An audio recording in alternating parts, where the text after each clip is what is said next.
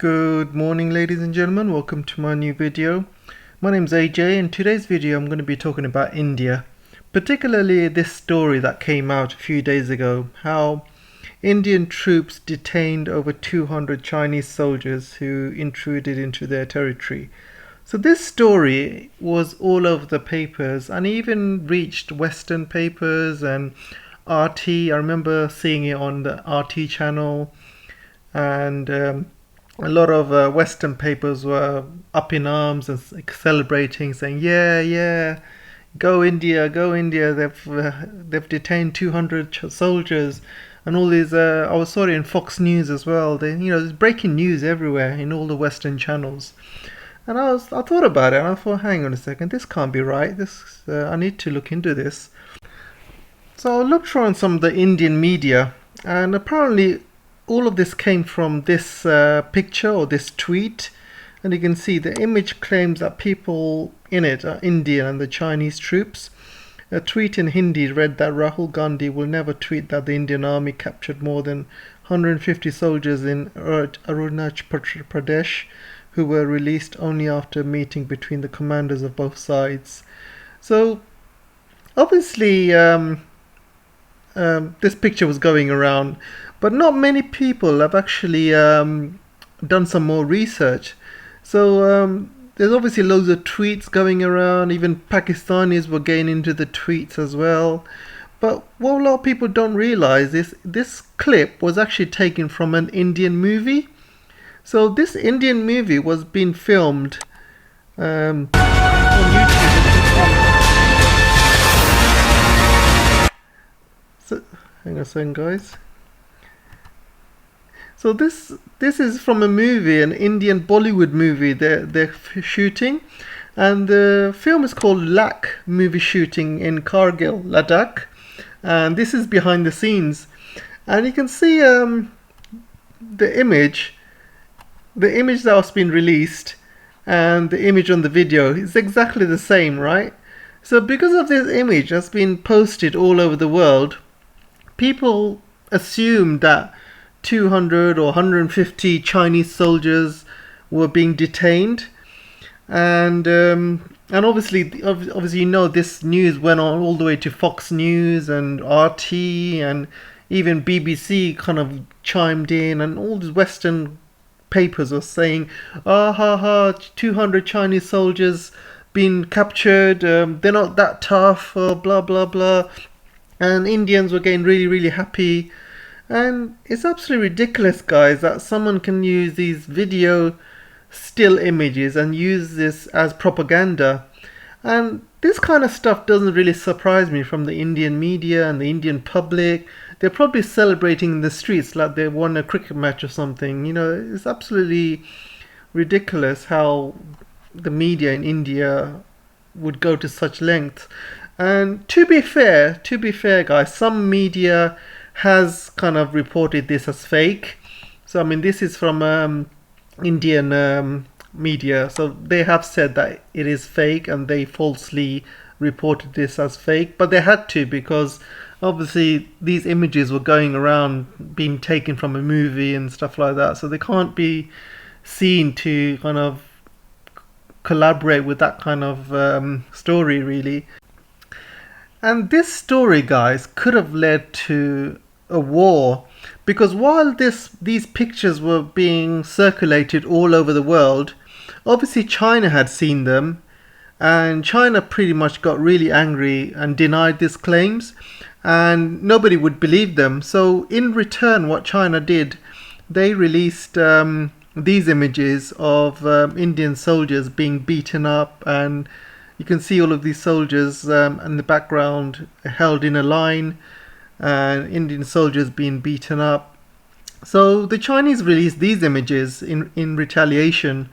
They absolutely categorically denied the images of 200 Chinese soldiers being detained. Absolutely, they were furious, and rightly so. And basically these were just lies, propaganda being sent out by the Indian media. And this was happening while there was talks going on between India and China regarding a standoff from the border. And this was obviously raised during the standoff, and the Indians started making unreasonable demands. So whether, you know, the people who were negotiating, whether they were thinking, oh, we've held 200 Chinese soldiers and we let them go, so they probably thought they were at a position of strength for some reason, or maybe they thought China's really busy with Taiwan and the US, they haven't got time to deal with India as well, so let's try and cheekily try and make some unreasonable demands. And because of these unreasonable demands and all of these images that are being shared by the Indian media all over the world, and all this fake propaganda and fake images, this is going to cause more chances of a conflict in the region. And Chinese obviously very, very angry regarding this, and it's very unprofessional, guys, very unprofessional for Indians to be acting this way. Indians are not in a position of strength, not even close, guys, not even close. And I'll tell you why. A couple of reasons. Number one, you're running out of coal. I mean, yeah, China has this issue as well. Rest of the world has issues, but India has got the most issues. You got power stations within days of running out. And if this happens, think about it. If you start having blackouts all over India, what is that going to project for the rest of the world? What is that going to project for your people? And if you want to be the next manufacturing hub, and all of India starts blacking out, what all of these companies going to do? All of these Western companies that are having their manufacturing hubs in India, what are they going to do? Are they going to, sit there and take all the blackouts? They're going to leave the country. They're going to go to another country, or they're going to go back to China. Seriously, start thinking about what you're doing. And I'm also looking at all of these Indian kind of articles. This is from Times of India, guys, and you can see all of these people tweeting. And I don't care what the government of India says. Government of India is saying, we're not going to run out of coal, everything's fine. They said the same thing about coronavirus. After the first wave, there was all of these Indian politicians and media who were saying, we've defeated the virus thanks to our great leader Modi. His policies and India's policies have destroyed the virus. And then a few months later, the second wave hits, and it completely destroys the country, completely destroys the economy.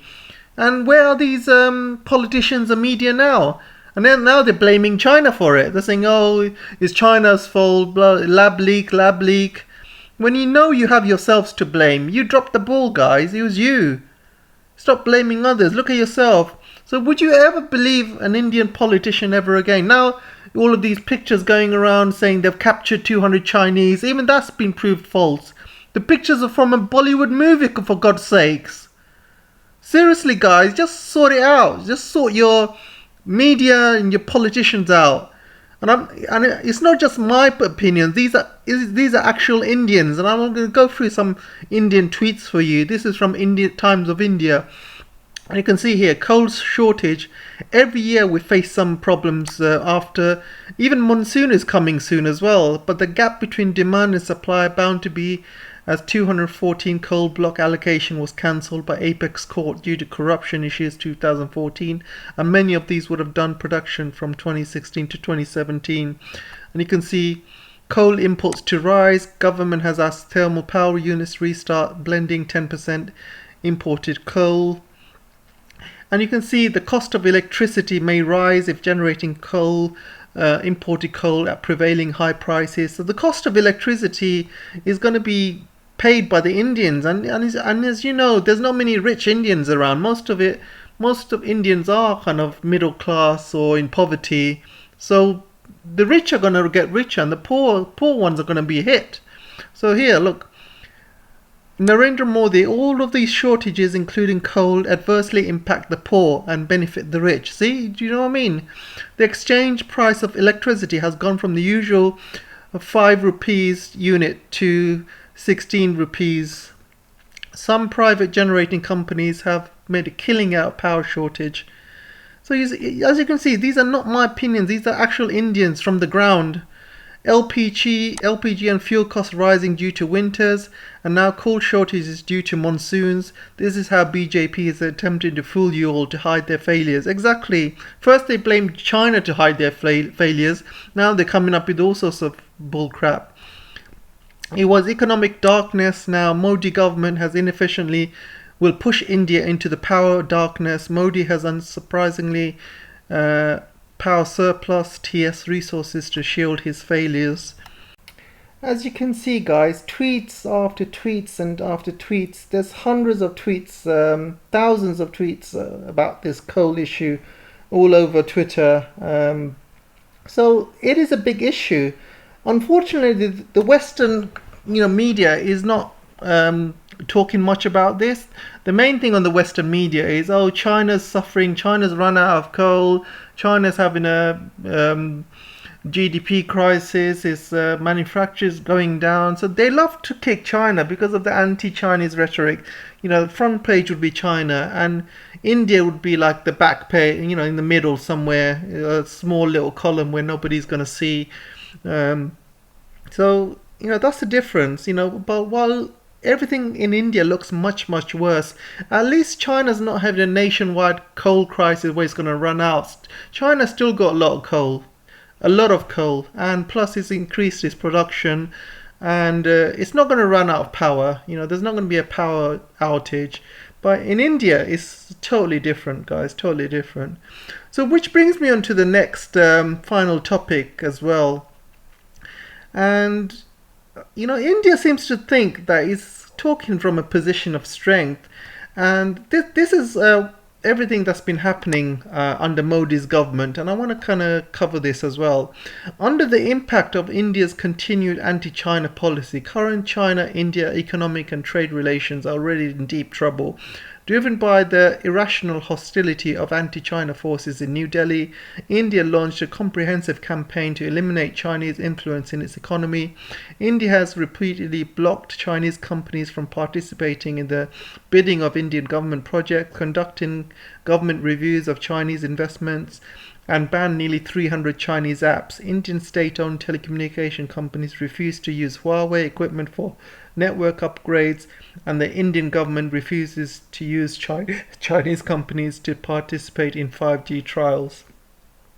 So as you can see, guys, this is still going on by the Indian government. They think they're Trump's little baby or something. I mean, seriously, start growing up, guys. If you're going to stop Chinese investments going into India, that's just going to stop India from growing. Instead, Chinese money is going to go to other countries like Vietnam and Indonesia and Malaysia. And look at how much those countries are growing in terms of GDP. Look how fast they're growing. And India's, it's been left behind, guys. The Quad is not going to help you, and you've been left behind. And here, you're asking to be the next manufacturing hub, but you can't even have enough power to run your own country, let alone have more factories. You're about to run out of power in the next few days. There's a huge crisis. And now you're asking to be the manufacturing hub of the world. Where are you going to have all this power? And with the current, climate crisis, they're not going to let you start building loads more coal units and coal plants and start polluting the world. You think the world's going to allow you to do that? Seriously, so where are you going to find the power? It's absolutely ridiculous. Think, guys, it's better to just work things out with China. Start, building up better relations with China. Start taking in Chinese investments. Your trade deficit is still growing. It's not stopping. With all of these impacts that you're doing, it's still growing. You're still buying cheap goods from China. You don't have the manufacturing capacity to build yourself, so you're still getting stuff from China. As you can see here, India's dependence on Chinese trade is very large. Over the past year, India's economic dependence on China is far from falling. It has actually risen, with a bilateral trade of 86.4 billion in the fiscal year of 2021. As you can see, guys, India's arbitrary moves against Chinese businesses and products have severely ruined its business environment and hammered the confidence of Chinese companies.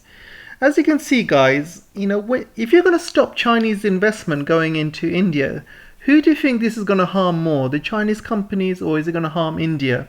If you look at China itself, it has the most, investments from all over the world coming into China. And this is one of the reasons China has become rich over the past 30, 40 years. A lot of companies all around the world, from America, Europe, even India, have poured so much money into China and so much investments into China. And look how big China has grown. And you're trying to stop that from coming into India, from the second largest economy. So who is it going to benefit? Chinese companies and Chinese money, they're going to go to another country. Is that what you want? You're just not thinking straight. Your economy and your economists, your parliament, your politicians, and put a stop to all of this madness, all of this lies, all of this propaganda. You're taking a leaf out of Trump's book. This is not India. This is not the colonialism that India was under the British rule. You guys have your own minds and your own heads. Just think independently for a change. Seriously, your media is it's really toxic, guys, like WION and stuff like that. It's polluting the minds of ordinary Indians out there. It's literally brainwashing them with junk, with lies. Oh my god. Anyway, that's all I wanted to say for now. Let me know what you guys think, and I'll see you in the next video.